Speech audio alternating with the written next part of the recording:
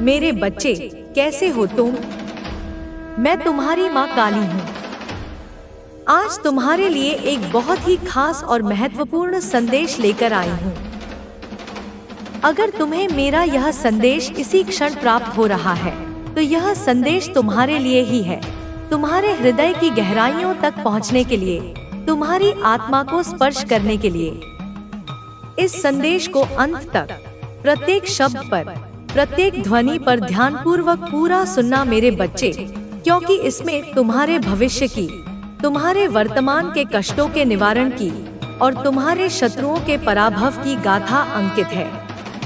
इसे बीच में छोड़ने की, इसे अनदेखा करने की, इसे अल्प महत्व का समझने की गलती मत करना, अन्यथा बहुत कुछ अत्यंत महत्वपूर्ण दिव्य रहस्य तुम्हारे हाथों से छूट सकता है और तुम उस मार्गदर्शन से वंचित रह सकते हो जो स्वयं ब्रह्मांड तुम्हारे लिए प्रेषित कर रहा है।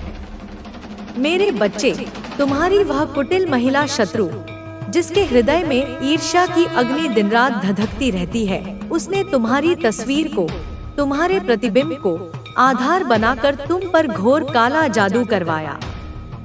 ऐसी बीमार और विकृत तांत्रिक क्रियाएं करवाईं जिनका उद्देश्य तुम्हारे जीवन में अंधकार, पीड़ा और असफलता का विष घोलना था।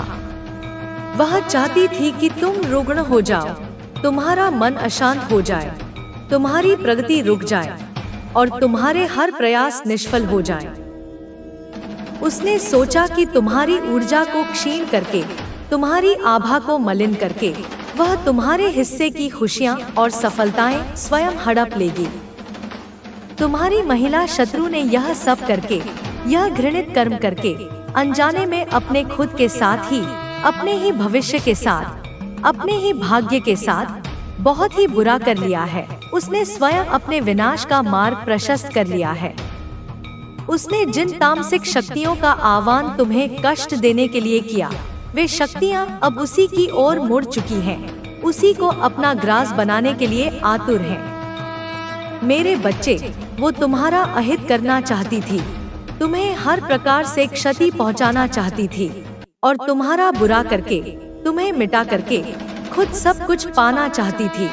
तुम्हारी उपलब्धियों पर अपना अधिकार जमाना चाहती थी। वो तुम्हारी तरक्की से, तुम्हारी उन्नति से, तुम्हारे बढ़ते हुए यश और कीर्ति से बुरी तरह जलती है। मेरे बच्चे, उसकी ईर्ष्या उसे अंदर ही अंदर भस्म कर रही है। वो तुम्हारी खुशियाँ, तुम्हारे घर की शांति, तुम्हारे रिश्तों की मधुरता, सब कुछ खा जाना चाहती है, निगल जाना चाहती है, जैसे कोई अतृप्त पिशाचिनी हो। मेरे बच्चे, परंतु अब उस डायन का, उस कुटिल स्त्री का असली चेहरा, उसका घिनौना मुखौटा सबके सामने आने वाला है। शीघ्र ही उसका पर्दाफाश होगा। मेरे बच्चे, उसने अपने चेहरे पर, अपनी वाणी पर, अपने व्यवहार पर एक ऐसा मुखौटा लगा रखा है, एक ऐसा आवरण ओढ़ रखा है कि वो बहुत अच्छी है, बहुत सीधी है, बहुत धर्मपरायण है और तुम्हारी हितैषी है। परंतु उसका काला सच, उसका कलुषित हृदय, उसका काला दिल, जिसमें केवल द्वेष, घृणा और प्रतिशोध की भावनाएं पलती हैं, वो एक डायन है, सचमुच में एक डायन, जो दूसरों की पीड़ा में सुख ढूंढती है। यह अब उसका असली, विकृत, भयावह चेहरा शीघ्र ही, बिना किसी लागलपेट के, सबके सामने आएगा, संपूर्ण समाज के समक्ष प्रकट होगा। वो इतने गुस्से में आकर, इतनी बौखलाहट में आकर खुद अपने मुंह से, अपनी ही जुबान से अपनी काली करतूतों की सच्चाई उगलेगी, अपने पापों का वृत्तांत स्वयं सुनाएगी। मेरे बच्चे, अब वो इतनी पागल हो चुकी है, तुम्हें बर्बाद करते करते, तुम्हें नष्ट करने के निरंतर प्रयासों में इतनी विक्षिप्त हो चुकी है कि वह कुछ भी करने को तैयार है, किसी भी नीचता पर उतरने को तैयार है जिससे तुम्हारा अहित हो, जिससे तुम्हें कष्ट पहुँचे। पर वो मूर्ख, वो अभागिन यह नहीं जानती, यह समझने में सर्वथा असमर्थ है कि तुम्हारे साथ, तुम्हारी ढाल बनकर, तुम्हारी शक्ति बनकर स्वयं तुम्हारी माता, जगत जननी, आदिशक्ति महाकाली चल रही है। प्रतिक्षण, प्रतिपल। वो चाहकर भी, अपने समस्त तामसिक प्रयासों के बावजूद भी तुम्हारा कुछ नहीं बिगाड़ सकती है, तुम्हारा एक रोम भी बांका नहीं कर सकती। और जिस तांत्रिक के बल पर, जिस काले जादू के ज्ञाता के अहंकार पर वह इतना कूद रही थी, इतना इतरा रही थी, जिसे वह तुम्हारा बुरा करवा रही थी, जिस पर उसे अपने कुकृत्यों को सफल बनाने का गुमान था, उस तांत्रिक ने भी अब अपने हाथ खड़े कर दिए हैं। उसने अपनी पराजय स्वीकार कर ली है। वह जान चुका है, वह अच्छी तरह समझ चुका है कि वह कुछ नहीं कर सकता है। तुम्हारी दिव्य सुरक्षा के आगे उसकी कोई भी विद्या, कोई भी मंत्र, कोई भी तंत्र निष्प्रभाव कामयाब नहीं होगी। तुम्हारी आस्था और श्रद्धा ने उसे हर बार धोखा दिया है। उसने जितनी मेहनत की थी वह सब बेकार हो गई है। वह तुम्हें किसी भी तरह से फंसाना चाहता था, लेकिन मेरी शक्ति के आगे उसकी हर योजना विफल हो गई है।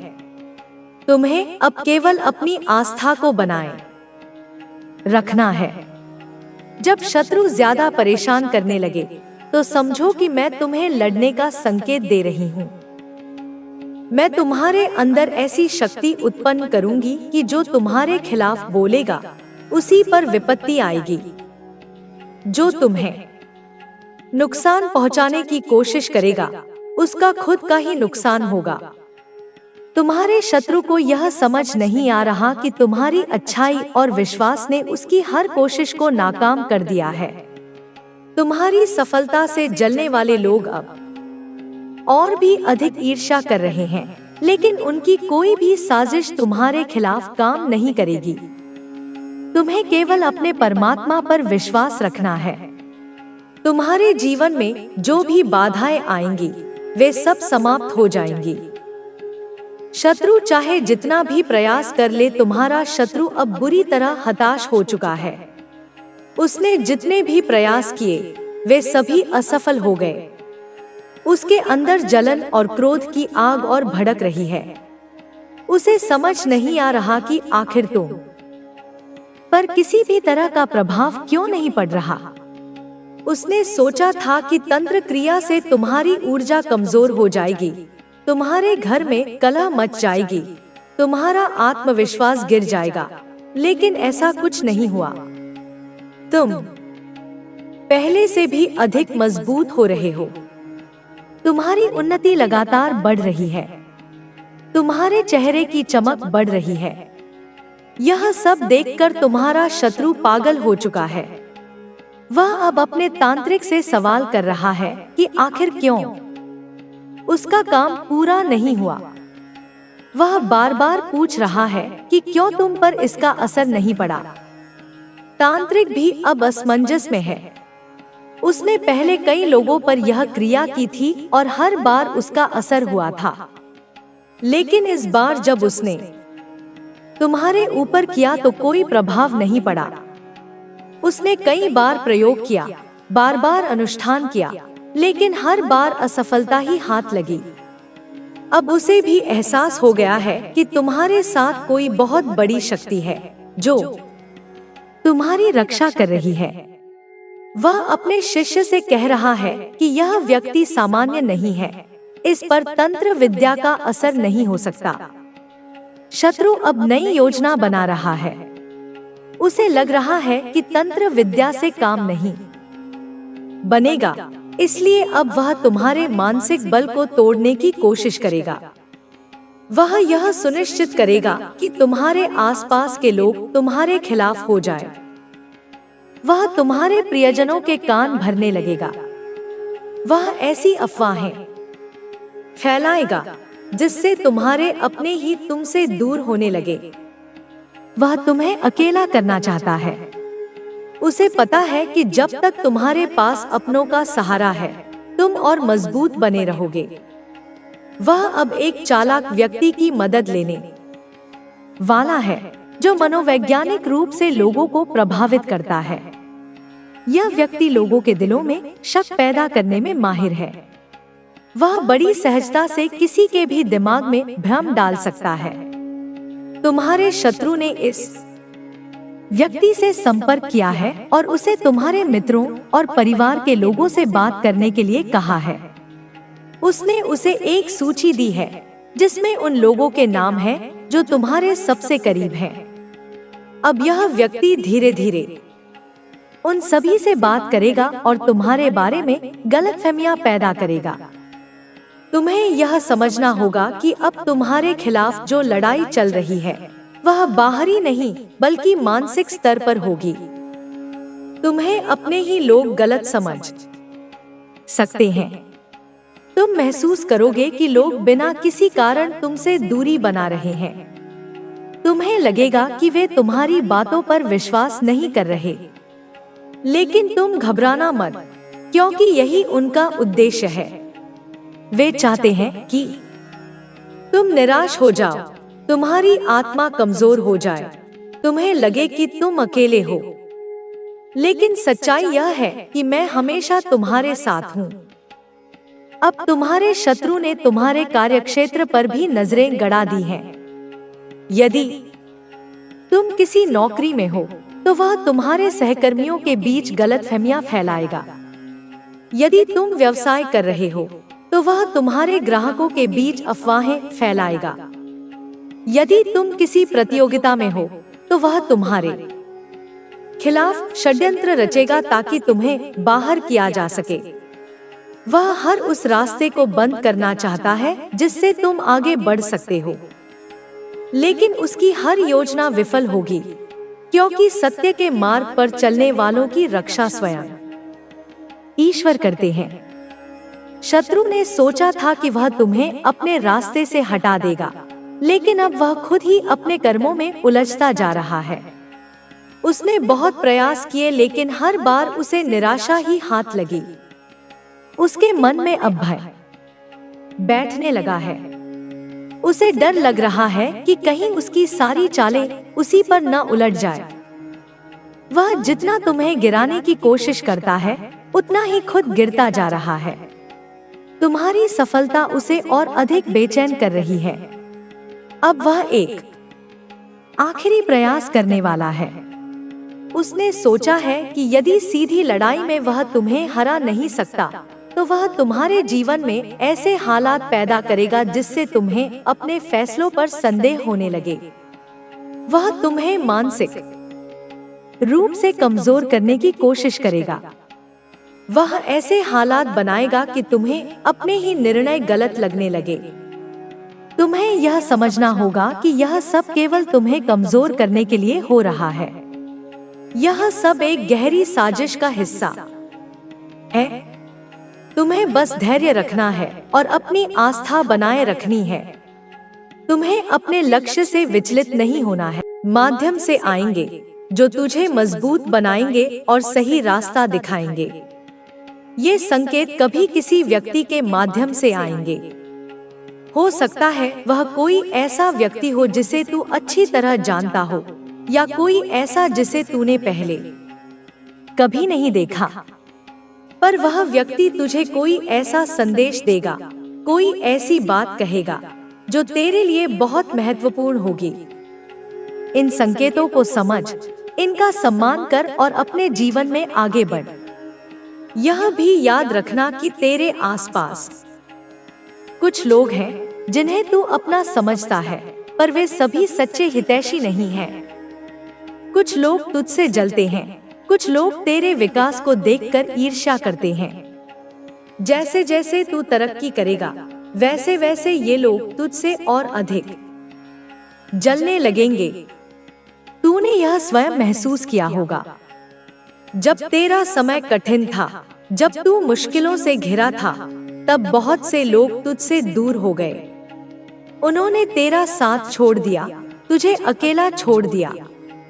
और अब जब तेरा समय अच्छा आने वाला है, जब तेरे जीवन में सुख और समृद्धि की बरसात होने वाली है, वही लोग फिर से तेरे पास आने की कोशिश करेंगे।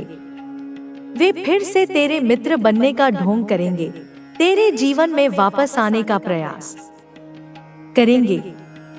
पर मैं तुझे सचेत करती हूँ, हर किसी पर भरोसा मत कर। अपनी बुद्धि से काम ले, अपने मन की आवाज सुन और अपने सच्चे हितैषियों को पहचान। जो लोग तेरे साथ सच्चाई और प्रेम से खड़े हैं, केवल वही तेरे अपने हैं। तू किसी भी प्रकार की चिंता मत कर, मैं तेरा हाथ थामे खड़ी हूँ। मेरी शक्ति तुझे हर खतरे से, हर छल से, हर बुराई से बचाएगी। मैं यह भी जानती हूँ कि तू बहुत सरल स्वभाव का है। तेरा हृदय कोमल है, शुद्ध है। तू किसी के प्रति बुरा भाव नहीं रखता, किसी के लिए अपने मन में द्वेष नहीं पालता। तू हर किसी के साथ प्रेम और दया से पेश आता है। पर मेरी बात को ध्यान से सुन और समझ, हर इंसान तेरी तरह नहीं होता। हर इंसान तेरे जैसा दयालु, तेरे जैसा निश्चल नहीं होता। यह कलयुग है। इस युग में छल, कपट, स्वार्थ और धोखा स्वाभाविक हो गया है। यह कोई आश्चर्य की बात नहीं कि जो सच्चाई की राह पर चलता है उसे लोग मूर्ख समझते हैं, और जो छलकपट करता है, जो दूसरों को ठगता है, उसे इस संसार में महान समझा जाता है, उसकी प्रशंसा की जाती है। तू अपने चारों ओर देख, आजकल रिश्तों की क्या स्थिति हो गई है। जब बच्चों की शादियां होती हैं, तो लोग भोले भाले, सरल स्वभाव के जीवन साथी को पसंद नहीं करते। उन्हें चतुर, चालाक और तेज लोग चाहिए। आजकल बेटे बेटियां भी अपने माता पिता की बात नहीं मानते। उनके लिए धन, वैभव और भौतिक सुख ही सब कुछ हो गया है। माता पिता की सेवा, बड़ों का सम्मान, परिवार का प्रेम, यह सब उनके लिए अर्थहीन हो गया है। मैं तुझे यह भी बता रही हूँ कि कलयुग का अंत निकट आ रहा है। यह स्वभाव, यह परिवर्तन, यह अधर्म ही वह कारण है जिसके चलते आज चारों ओर विनाश हो रहा है। कहीं पेड़ काटे जा रहे हैं, कहीं पशु पक्षियों के घर उजाड़े जा रहे हैं, कहीं प्रकृति का शोषण किया जा रहा है। मानव अपने स्वार्थ के लिए, अपने लालच के लिए इस धरती का, इस सृष्टि का नाश कर रहा है। पर यह तो अभी शुरुआत है। अभी तो बहुत कुछ होना बाकी है। भविष्य पुराण में भी यह स्पष्ट कहा गया है कि कलयुग में अधर्म बढ़ेगा, झूठ सत्य पर भारी पड़ेगा और इंसान केवल धन और स्वार्थ के पीछे भागेगा। लोग सच्चाई को भूल जाएंगे, प्रेम को भूल जाएंगे और अपने लाभ के लिए किसी भी हद तक गिर जाएंगे। पर इस अंधकार में भी एक प्रकाश है। इस कलयुग में भी एक आशा है। मैं तुझे बता रही हूँ कि इस युग में केवल भगवान का नाम ही सच्चा सहारा बनेगा। मेरे नाम का संकीर्तन, मेरी भक्ति ही सबसे बड़ी तपस्या होगी, सबसे बड़ा साधन होगी। जो सच्चे मन से, पूरे विश्वास से मेरा नाम जपेगा, मेरी शरण में आएगा, वही इस अंधेरे युग में मोक्ष को प्राप्त करेगा। इसलिए तू भी मेरे नाम को अपने हृदय में बसा ले।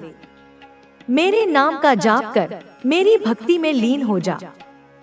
कोई भी संकट, कोई भी मुश्किल, कोई भी बाधा तेरा मार्ग नहीं रोक सकेगी। कलयुग में मेरे नाम से बढ़कर कोई तपस्या नहीं, कोई पूजा नहीं, कोई साधना नहीं। मेरे नाम को अपने नहीं देंगे तो आपकी कार्य क्षमता कम हो जाएगी। इसलिए अपने शेड्यूल में पर्याप्त नींद और मनोरंजन को भी शामिल करें। अंत में समय का सदुपयोग करने के लिए अनुशासन सबसे महत्वपूर्ण होता है। यदि आप अपने कार्यों के प्रति गंभीर नहीं रहेंगे तो आपका समय व्यर्थ चला जाएगा। इसलिए खुद के प्रति ईमानदार रहें और जो भी कार्य करें उसे पूरी ईमानदारी और समर्पण के साथ करें। संबंधों को मजबूत बनाएं। जीवन में खुश रहने के लिए अच्छे संबंधों का होना बहुत जरूरी है। जब हमारे आसपास अच्छे लोग होते हैं तो हम मानसिक और भावनात्मक रूप से अधिक संतुलित महसूस करते हैं। संबंधों को मजबूत बनाने के लिए सबसे पहले दूसरों की भावनाओं को समझना जरूरी है। जब हम दूसरों की भावनाओं का सम्मान करते हैं तो वे भी हमारे साथ सकारात्मक व्यवहार करते हैं। किसी भी रिश्ते में सबसे जरूरी चीज होती है संवाद। अगर आप अपने विचारों और भावनाओं को खुलकर व्यक्त करेंगे और दूसरों की बातें ध्यान से सुनेंगे, तो आपके संबंध अधिक गहरे और मजबूत बनेंगे। एक और महत्वपूर्ण बात यह है कि संबंधों में पारदर्शिता होनी चाहिए। झूठ और छलकपट किसी भी रिश्ते को कमजोर बना सकते हैं। अगर आप किसी से जुड़ाव महसूस करते हैं तो उनके साथ ईमानदारी बनाए रखें। कभी-कभी जीवन में हमें क्षमा करने की भी जरूरत होती है। हर इंसान गलतियां करता है, लेकिन अगर हम उन गलतियों को पकड़कर बैठे रहेंगे तो हमारे संबंध बिगड़ सकते हैं। इसलिए क्षमा करने की आदत डालें और पुराने झगड़ों को भुलाकर आगे बढ़ें। अच्छे संबंध बनाने के लिए हमें दूसरों की मदद करने के लिए भी तैयार रहना चाहिए। जब हम किसी की मदद करते हैं या किसी के साथ अच्छा व्यवहार करते हैं तो हमें भी अंदर से खुशी और संतोष का अनुभव होता है। मानसिक शांति को प्राथमिकता दें। आज के समय में हर कोई व्यस्त है और तनावग्रस्त जीवन जी रहा है, लेकिन मानसिक शांति के बिना जीवन अधूरा होता है। मानसिक शांति पाने के लिए हमें अपने विचारों और भावनाओं पर नियंत्रण रखना जरूरी है। सबसे पहले अपने जीवन में उन चीजों को महत्व दें जो वास्तव में जरूरी है। कई बार हम अनावश्यक चीजों को लेकर इतना परेशान हो जाते हैं कि हमारी मानसिक शांति भंग हो जाती है। यदि हम बेकार की चिंताओं को छोड़ देंगे और केवल उन चीजों पर ध्यान देंगे जो हमारे नियंत्रण में है, तो हमारा जीवन अधिक शांत और खुशहाल होगा। ध्यान और योग भी मानसिक शांति पाने के लिए बहुत उपयोगी है। नियमित रूप से ध्यान करने से हमारा मन शांत होता है और हम अधिक स्पष्टता से सोच सकते हैं। योग करने से हमारे शरीर और मन दोनों को लाभ मिलता है, जिससे हमारा तनाव कम होता है। एक और तरीका है खुद को प्रकृति के करीब ले जाना। जब हम प्राकृतिक वातावरण में समय बिताते हैं तो हमारा मन स्वतः ही शांत और सकारात्मक हो जाता है।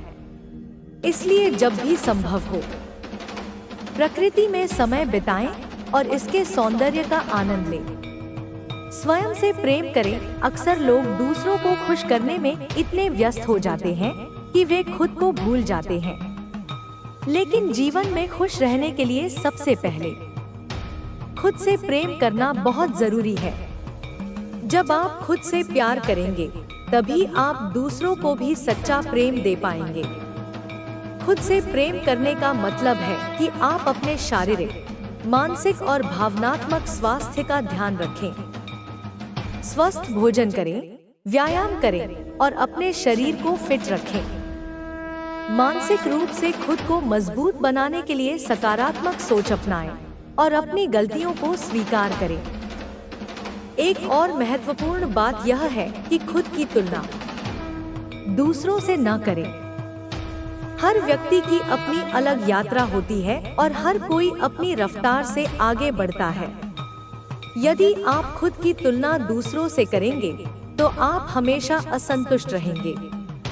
इसलिए अपनी अनूठी विशेषताओं को पहचानें और उन्हें स्वीकार करें। खुद से प्रेम करने का मतलब यह भी है कि आप अपने लिए समय निकालें।